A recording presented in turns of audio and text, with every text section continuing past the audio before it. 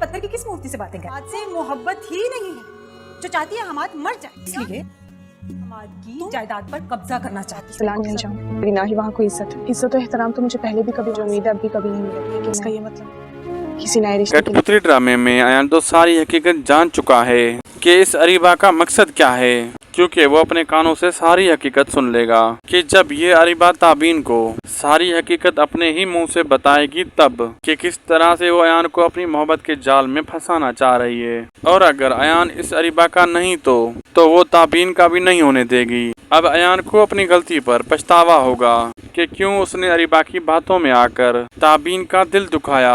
अब अयान खुद ही इस अरीबा को छोड़ने का फैसला करेगा और दूसरी ही तरफ हारून, जिसे सारी हकीकत मालूम हो जाएगी कि ताबीन किस कदर मासूम है और एक बहुत ही नेक लड़की है, जबकि ये अरीबा सबको बेवकूफ़ बनाती है, सबके पेरेंट्स के साथ खिलवाड़ करती है। अब वो खुद ही इस अरीबा को छोड़ने का फैसला करेगा और ताबीन को अपनाना चाहेगा, यहाँ तक कि ताबीन से अपनी मोहब्बत का इजहार भी कर देगा। लेकिन कोई भी हारून की बात पर भरोसा नहीं